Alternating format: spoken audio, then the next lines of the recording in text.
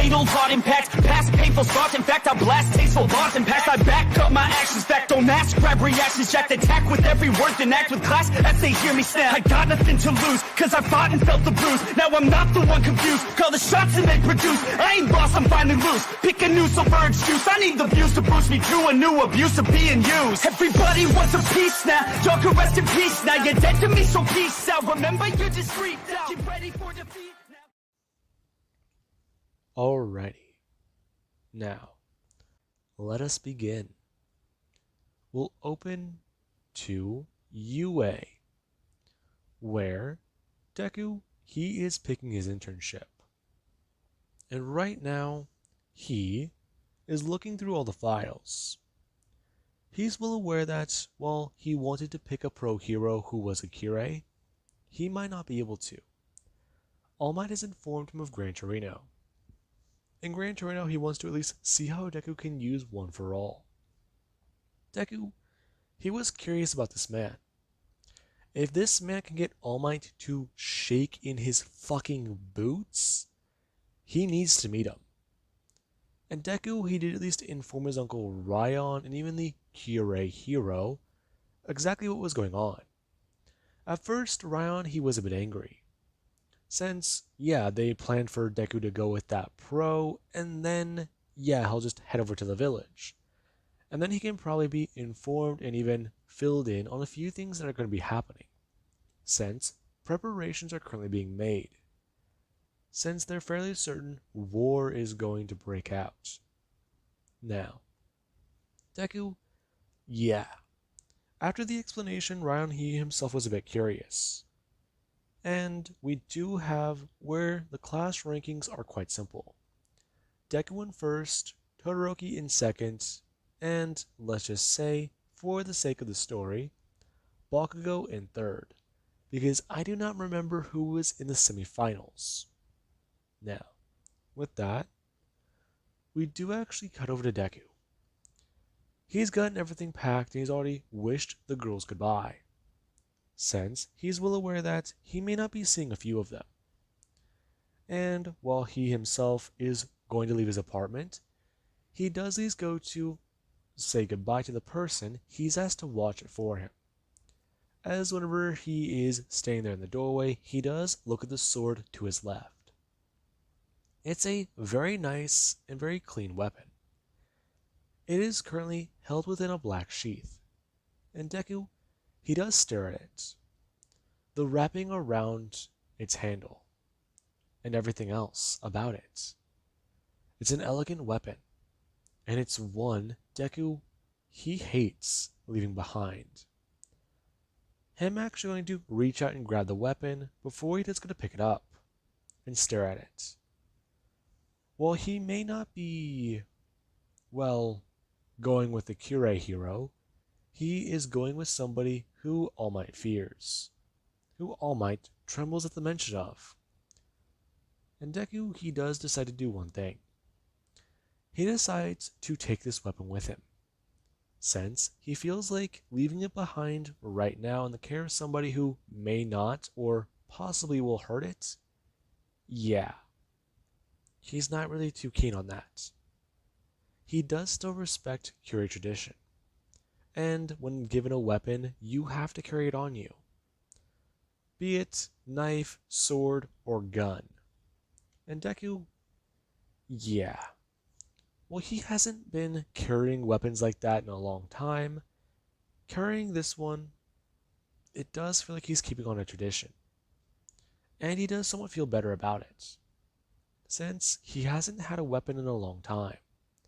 And since war is approaching, having one on him, yeah, that might be good.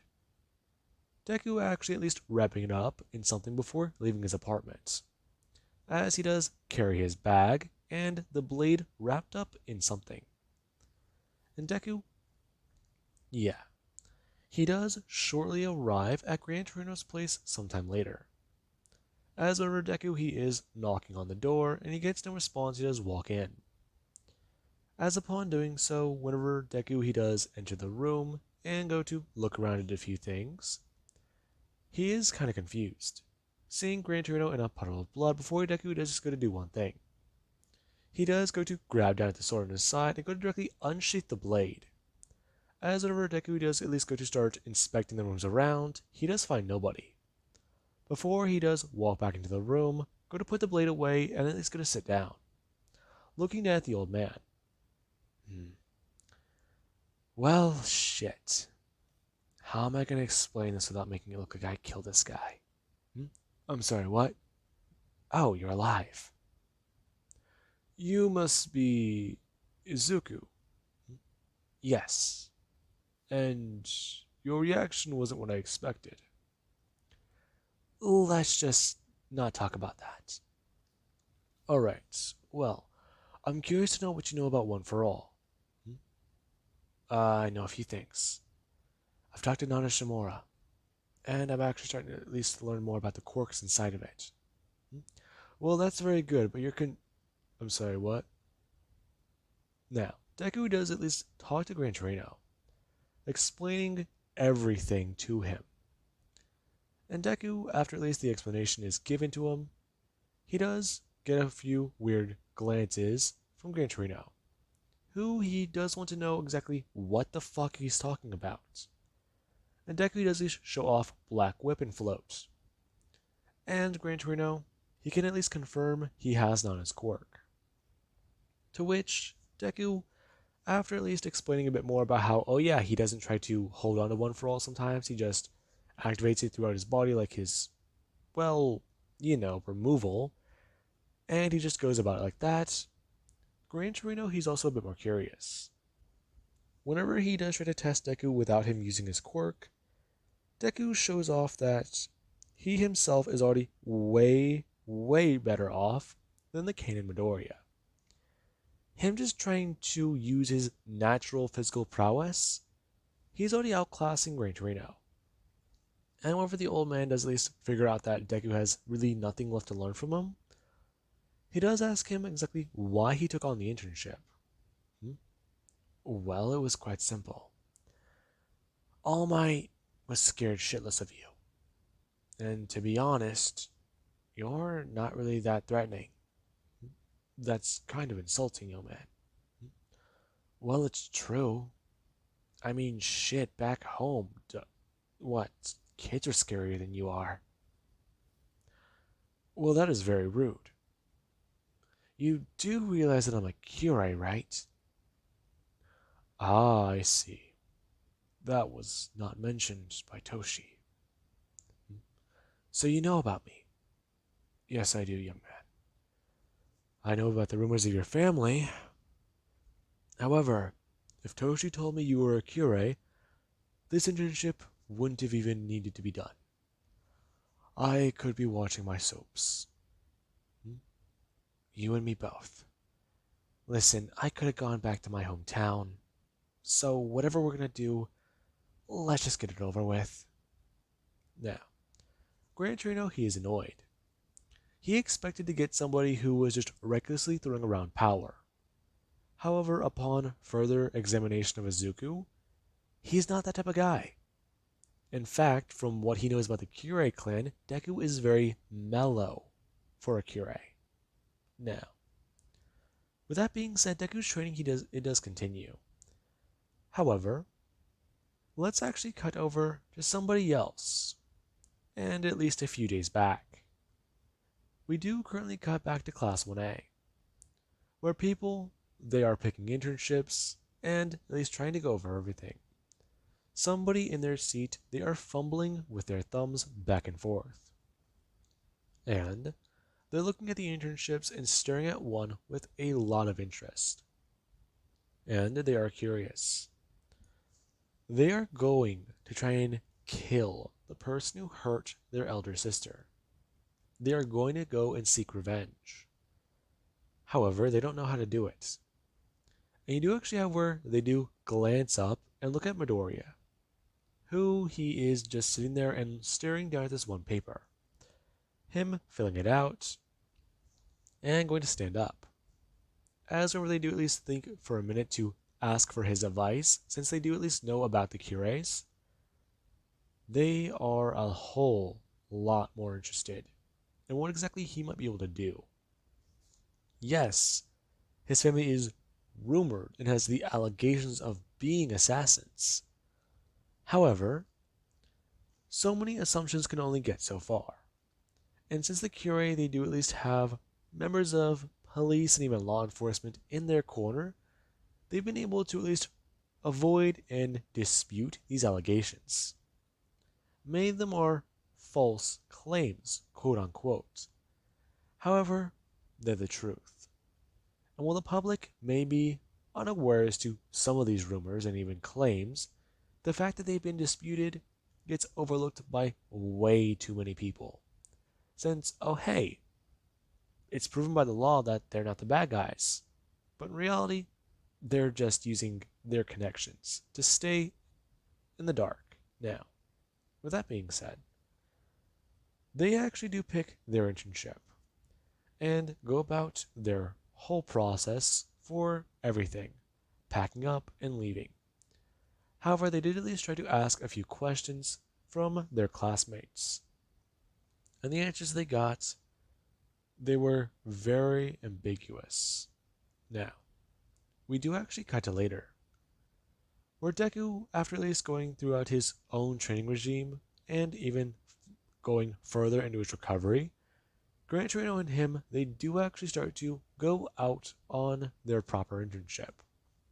Deku doing hero patrols and even being spotted by quite a few people. The people who do recognize him, they want his autograph, since he's the next symbol of peace. Oh, how wrong they are. Now, Deku, he does go on a few of these patrols. And we do actually have the day where he is supposed to be going with Gran Torino on the patrol where the Nomu would attack the town. Wherever the Nomu actually do start opening fire and are released by the League of Villains who are tracking down Stain, we do have Deku. The moment the Nomu appeared in the train, Deku, he rushed for it and directly went to go grab it.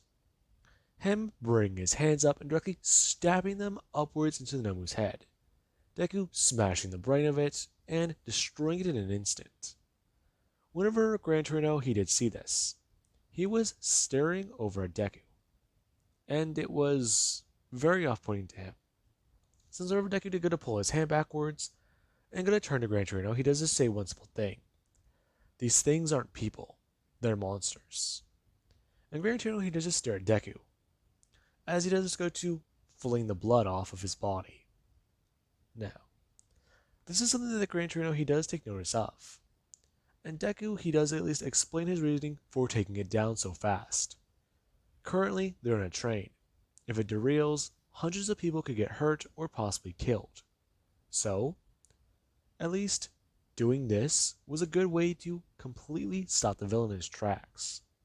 And Gran Torino he is a bit more skeptical, since that was way too easy to do. Deku he didn't view it as killing another person, while Gran Torino did. And that's why Gran Torino he's a bit more on the fence about Deku. As we do currently have where Deku and him, they're both flying around the town and trying to discover exactly where the Nomu might be coming from. As all this is happening, we do have where Deku, he does actually get a text message. And whenever he does get the message, he does get to look down at it. It's a number he doesn't recognize. However, whenever he does at least go to read it for a minute, he does get a turn. It's a set of GPS coordinates that are in the town, and it does just say SOS Hero Killer. And Deku, after at least looking down at it, he does think for a minute. Either this is a trap set by the Kure, or possibly the Wu clan. There's no other reason why they could get his number. However, Hero Killer and SOS. That means somebody, they might be in danger. And Deku he does decide to either fall into this trap on purpose, or take it as an actual danger response. Deku separating from Gran Torino and going flying in another direction. As we do have where Ida, she's trying to take on Stain. And that goes about as well as everybody does expect. However, we do have where Deku he does arrive. just as Stain is at least talking about how Ida is a false hero, and she needs to be purged. Stain actually going to bring up the sword, and about to start driving it down. However, the moment he does go to drive it down, we do actually have Deku, who he actually does appear himself with Black Whip. Black Whip holding the blade directly above Ida. And Deku, he does just stand there, as the villain is at least going to follow the blade that's being held into the air.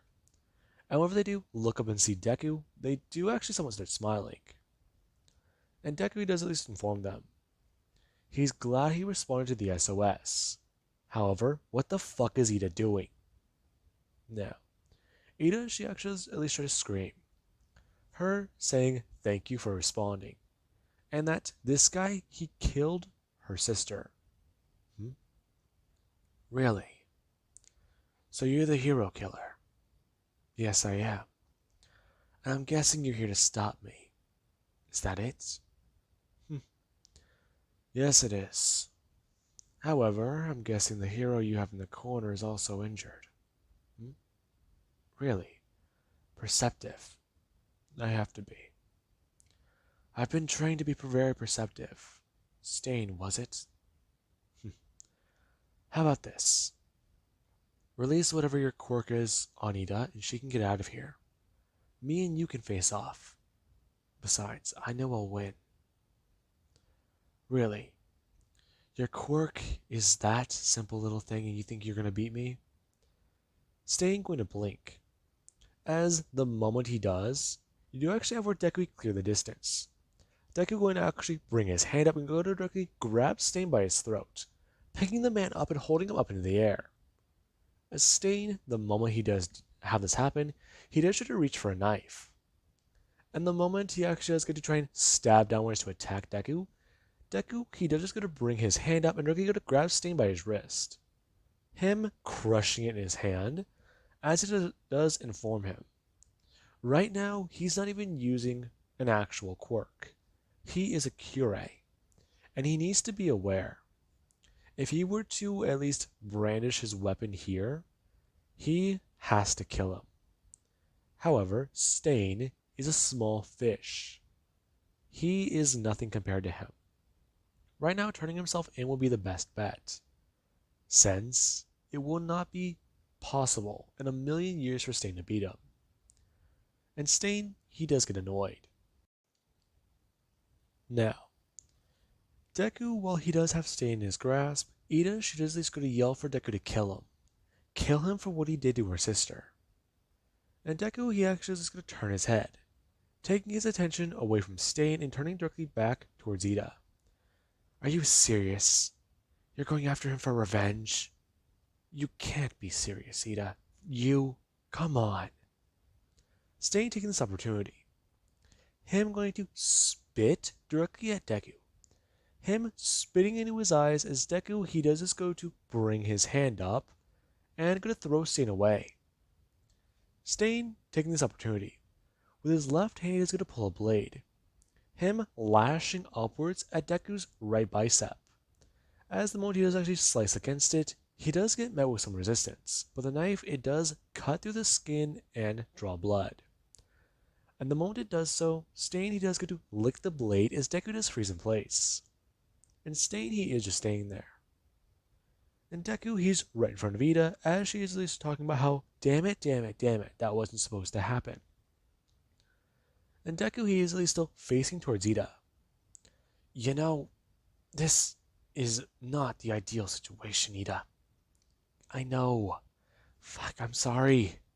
I didn't mean to draw you into this, okay? You wanted revenge. I get it. Trust me. Besides, this is a lot bigger than you right now. Deku is going to tell Stain. Right now, he needs to turn himself in. Really, like I'm going to listen to you. Let me guess. Deku is going to try and move forwards. The moment he does so, Stain is at least going to look at it. He's actually moving. Stain watching as Deku, he does at least going to take a step forwards. However, it isn't all that fluent. Deku, he's currently struggling right now. However, Stain, the moment he does realize that Deku is mobile, he does go to quickly blitz around and go to grab Ida. Him actually going to move back in front of Deku and go to hold up a blade, telling him that if he doesn't stop moving and he doesn't at least try to resist, then he won't kill his little friend here. Bastard. Oh, come on. You're all false heroes. Besides, this one coming after me because I got her sister. Come on, it's not something a hero would do. She didn't even notice the civilian. At least the hero in the corner. You did. So, I will leave you with this. You get to live. However, Deku, going to activate One for All. Him going to activate the removal at the same time, and even the loan. As Deku is going to shoot out his left hand. And whenever he does so, he actually does directly stab directly into Stain's hand and cut through his fingers. Deku is sending a single chop directly forwards with 4 fingers. Him cutting off Stain's fingers, directly going to jab upwards into his shoulder. Stain being sent flying backwards, as Deku he actually is going to catch Ida, who does fall forwards. What the hell happened? You might not want to look at this. Deku going to slowly put her back towards the ground. As Stain, he does actually get sent flying backwards into a building before actually it's going to get back up. And many people on the street can see him.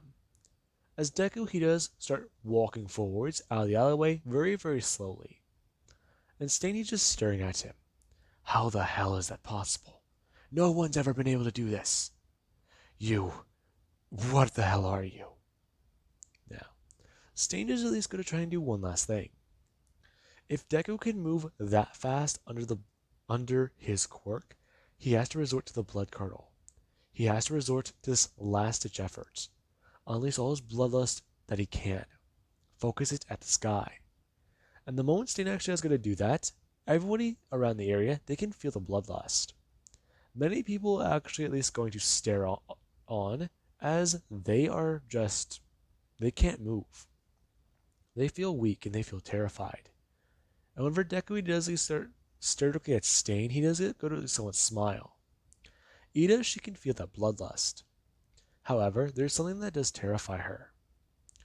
Well, Stain, he's scary. He's just a guy. But whatever is going on behind her, in that moment, she has sheer terror run across her face. As, whenever she does at least try to turn in the corner of her eye to see Deku, she thinks for a minute that the devil is standing right behind her. As we do currently have Deku and Stain. Deku, he's at least going to emanate his true bloodlust at Stain. And Stain, while he's trying to keep up and send his own bloodlust back at Deku, it's not working. Deku, he completely overpowers Stain.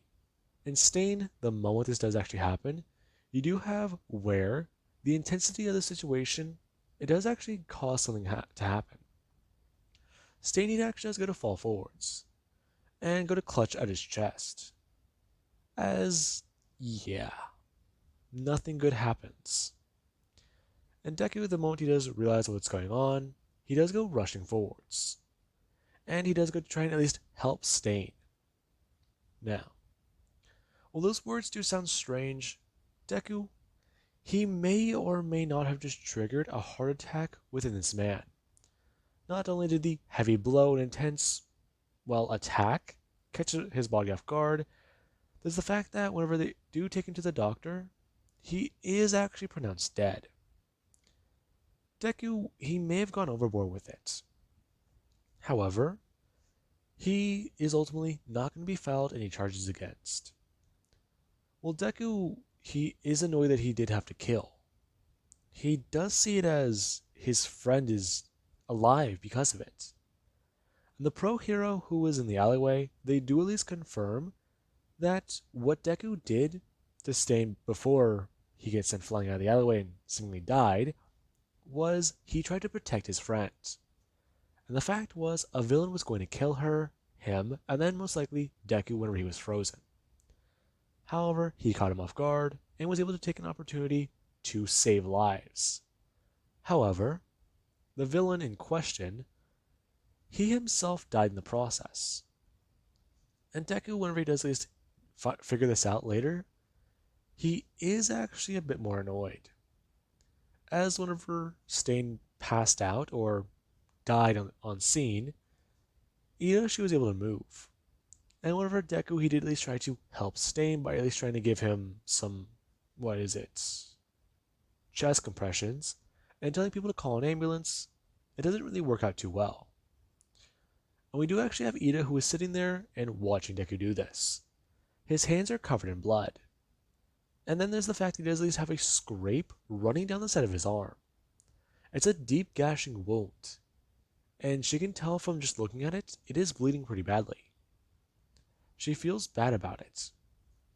And there actually is whenever Deku's just screaming and shouting for someone to call a goddamn doctor. Whenever people do at least arrive on scene and take Stain away, Deku, he does know that the man's already dead. And he does just sit there in the street corner, thinking about what happened. And he does get a bit angry. Izuku, thank you. For what? For saving me. It's not for killing him. No, yes, no. Listen, Ida, do not try to explain yourself to me right now. I am very angry. I just did something I haven't done in years. So, whatever you have to say to me, whatever you have to even try and say to me, Deku turning his head. And Ida, she can see it in Deku's eyes, his facial expression, and really in his demeanor. His face shows anger. His eyes, they show sadness. And right now, he looks like he's about to cry. Listen, I need a minute. Now, Ida, she does just sit there, and she herself is weighing what happened. Stain's dead. I guess mission accomplished? However, there's another thing. She doesn't feel better. Her friend got involved and killed the guy, so he's now a murderer. And the fact is, it just didn't solve anything. Whenever she does at least go to sit there and try to think about all this, she does actually start to burst out into tears. Her apologizing to Izuku for what he had to do. And Deku, whenever he does at least go to turn to her, he does look right at her. Don't worry about it. But why not? You're gonna get your license taken away. You're going to... I won't. What do you mean? How do you know you won't? Because I won't. Killing in self-defense, it's still legal. Is that what you have to say about that? Ida, that's the law. Deku turning toward her. And she does just stare at Deku. How is he so calm? How can he be collected like this? And she does start to ask him questions. How? Why? Why can't her sister still be a hero? Is that it? Yes. I went after Stain because he almost killed my sister. He killed Ingenium. However, she's still alive. So what you were saying back there, it wasn't true. I don't know what I was saying. I was scared. I was angry. I wanted him dead. And now he is, and I don't... Revenge is never like that. Her looking up towards Deku. And Deku, he does just at least go to bring his hands up and look at the weapon he has in them. He feels like he knows exactly what type of blade this one is. He's pulled it earlier, and he got at least a good look at it. It might not be the same one he used back then, but it's damn near close.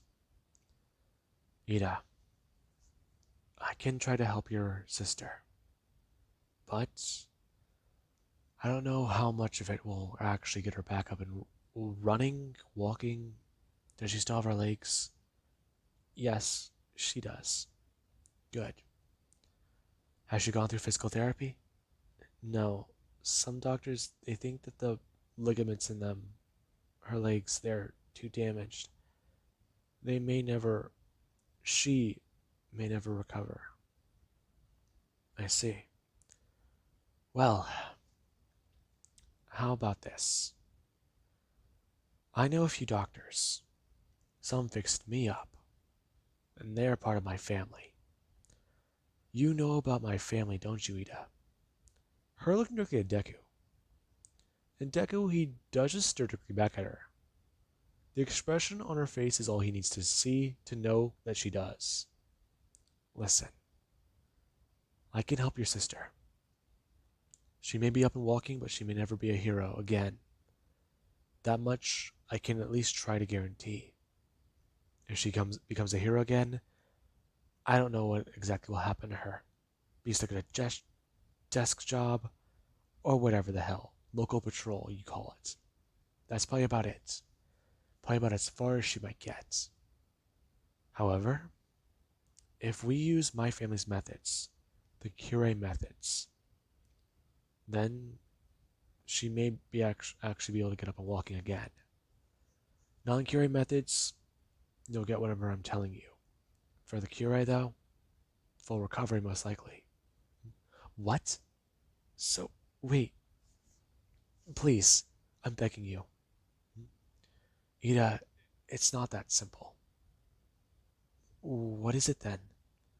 What amount of money do I have to pay? What amount of... Ida, it's not money.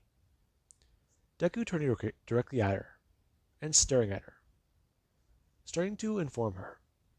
She has to join the Kure clan to actually be able to get use out of these methods.